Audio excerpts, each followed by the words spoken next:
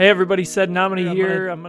I've had something happen on stream lately where I've shown people as we're analyzing games or just taking a look at things, and they'll go, wow, I didn't know you could do that. So I thought I'd make a video about it. So today I thought I'd bring you my 5 favorite features on LeChess.org. So the first one is how to import your game into a study. And so let's just go, right now I'm in my profile. I'm going to show you how to do this. So you just go into the games, take a look at one that you want to see lately. There was one I wanted to do from yesterday. This one, yeah. Beat a 2092 player.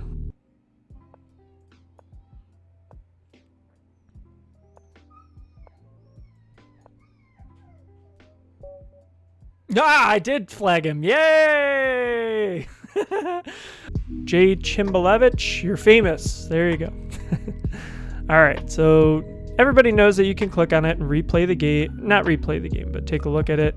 Everybody knows that you can go to analysis board. Now here's the thing. The analysis board is really, really good, but it doesn't let you do certain things. Like let's say you wanted to get to a certain point in your game and you said, oh, I really wish I had made a new move. You can't really do it. You can't really make a note for yourself or anything like that. So I think it's very, very helpful to turn it into a study. So if you go right above where my camera is here, this little green, it's turning green, these 3 horizontal bars gives you extra options. And so you can flip the board to see it from the opponent's perspective. You can edit the board. You continue playing the computer from this game. So that's actually pretty helpful. But the most helpful thing is turning it into a study or adding it to a new study. And this is what I usually do when I'm going back and analyzing my games. I'll usually put it into my analyzed games, and you can put it into any study that you want. And there you go, SedNomini versus J. Chimbalevich. Now we have the same analysis board, except you get all the features of a study right from here. My favorite thing to do is, let's say you get to a critical position. So let's just buzz through the game here.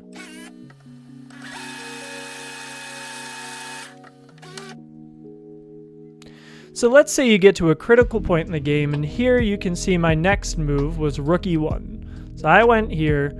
But looking back, it kind of creates this isolated pass. It creates this isolated pawn. Like if he takes back here and I take back right away, it'll create a pass pawn. So let's say I wanted to experiment and think to myself, is d1 a better move? If I just make the arrow there, I might forget later when I'm checking the computer analysis. Oh, by the way, the engine off. Okay. So right at this point, I can go down to this comment button. You guys can all see that, and just write myself a little note. Is queen e1, queen c2 better here? And after I have the note in, I can continue my comment. I can put other notes to say why I thought that. Is protecting the knight with another piece more important to avoid double pawns?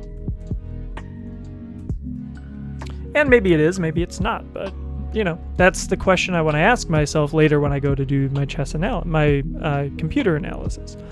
And you can do it multiple times. You can put it anywhere that you want. Usually by the time that I'm done analyzing a game, I'll just have all these questions about my own game, if it's a very important game that I thought was worth analyzing, of checking my own thinking and trying to revise my own thoughts. And then I'll usually come back after I look at the computer analysis and update it.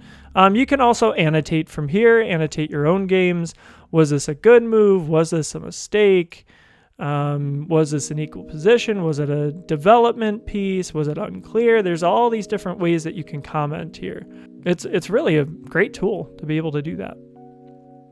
So that's the first one of how to import your game into a study. And the second one, which was how to make your own comments. The third LeChess feature I want to show you is how to analyze games with multiple lines at the same time. Most of you know that if you go to the analysis board, and do you see here how it gives you the line that they recommend, okay, at the top? What if I want to see more options than just that? Well, that's where this tool right here, if you click on the 3 horizontal bars, you guys can't see it. So if you click on the 3 horizontal bars here on the side, you can actually have lots of different ways to engineer your computer analysis. So other than just clicking the computer engine button, you have lots of different ways to fine tune it. And one of my favorite ways, I mean, you can do the evaluation gauge that gives you a black and white bar. That's kind of pretty. You can do infinite analysis, so it just goes forever and ever and ever and doesn't stop somewhere. You can get more CPUs involved if you want to really tax out your machine and have more memory involved. I don't recommend that. I say I keep it to low settings. But this is the tool I want to show you today, multiple lines.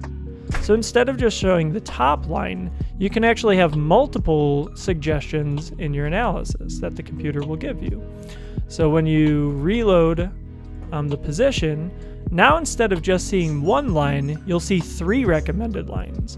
The 3 top moves, you might say, of what the engine is saying. You could do this, you could do this, and you could do this. Have you ever been analyzing, and as it's going through its different depths, as it's going from 15 to 18 to 20, and all the moves will be changing? Now it'll actually show you all 3 moves at the same time, and the biggest arrow is the one that it recommends the strongest, that'll have the highest rating, but it'll also give you the 3 different possibilities to show this is a good possibility, it's the best one, but this is okay, and this is okay too. You ever come across a move where the computer says something and it just doesn't make sense to you? And if it doesn't make sense to you, it's not that helpful. It's not going to translate into better play because you just can't think like a computer. You got to think like a human being. So this lets you say, yeah, I probably would have thought of that if I had really stopped and thought about queen positioning, or if I had thought about the opening, I wouldn't have played something arbitrary. So the 4th one is to find out how others have played this line and how it worked out for them. And this is going to be in a special tool called the Opening Explorer. Let's say you really want to see games from particular users. And here's what a lot of people don't know is that you can also engineer this. You can say, I just want to look at how masters do it, but if you're a 1500, you're not going to be playing like a 2600. You're going to be playing like a 1500 rated player. So maybe you want to see just how Lichess players do it from a different bracket. So, you want to see how 1600 players do it in rapid control, in classical control. And then you just hit all set. And now it's updated, so it'll show you all the games from people who are more in your peer group if you're not trying to study masters games. So E4, let's say you're playing the Italian against E5. And you can very quickly see, oh, and I've still got the 3 lines, so you can see all the 3 most popular moves. So that's kind of neat. So let's say you want to see, what do most people do next? Well, most people play D3, but a lot of people play D4. A lot of people play Knight C3. You can see all 3 lines at the same time. A lot of people play C4 right away. Or no, that's what the computer says is good. C3. Interesting. But most people don't do that. In fact, let's just shut off the engine for this purpose. Okay. So D3. Most people play bishop G4. And remember, these are in your peer group. And let's say you want to see an example of a game from a high-rated player or from someone in your peer group right from this position right here. You can actually scroll down and see in the recent games. So in 2020, this was played by Jorge Rodriguez and Knight Moves. And you can click on that. And it'll take you to their game, and you can actually see how these players played it. It's just a very helpful tool to be able to do actual preparation for tournaments that you're going to be playing in against players of about your strength or maybe even a little bit higher. And again, you can fine-tune it so it's not just 1600, it's 1600 and 1800. And your results will actually change based on that. I just find it to be a very helpful, more realistic tool for preparation for players at about more our strength. Most of us aren't masters. Most of us are trying to figure out how to play against other people like us. This is a great tool to be able to help you do that. The final thing is learning from your own mistakes and from your opponent's mistakes. This is back in the analysis board, and it's actually from your profile. All right, so we're back at that game against Chimbalevich. And let's just say we're in the analysis board and I've done a computer analysis. So let me do that and we'll wait until the computer's done. Okay, so the computer is done analyzing and it'll give you this little graph showing you kind of how the game went. White started off okay through the opening, got a slight advantage in the middle game, made a huge blunder and blundered away everything, probably a queen it looks like. And then through most of the end game, black was winning, but somehow white got an advantage, which means black probably blundered at some point. But Okay, so the graph is interesting. It over time, it'll help you know how do you do during the openings, how do you do in the middle game, how do you do in the end games, which phase of the game should you be focusing on for your own improvement. You can see the move times in the cross table, but here's the tool for today.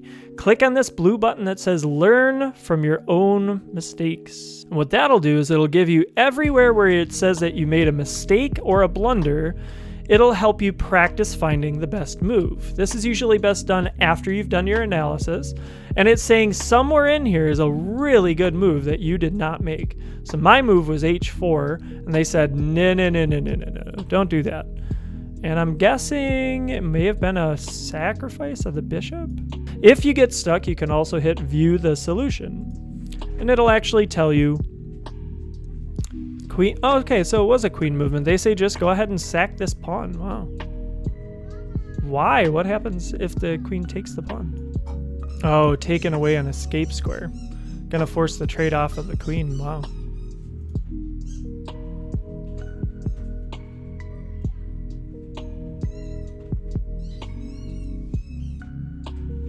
Oh, I found a good move. Good. All right, so when you're done, you have the option of doing it again. After you've learned the computer's best solutions, then you have the option of making sure that you remember the best moves, basically. So it doesn't go in one ear and out the other.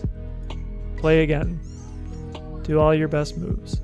Do all the worst moves again.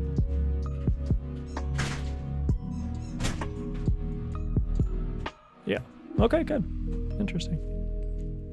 Then when you're finished with that, you can hit review black mistakes and see all the mistakes that your opponent made and learn not just from your own mistakes, but actually from your opponent's. So if someone plays against you the way that you did, what should you do now? And there you have it. There's my top 5 favorite features of lichess.org. Hopefully to help make you a better player and to help you along with your chess improvement journey. If you like this video, make sure to like, share, and subscribe using the links down below. Check the description for links to my Twitch channel and to other YouTube videos that I have made. Let me know in the comments what other videos would you like to see, and hopefully we'll see you in the chat.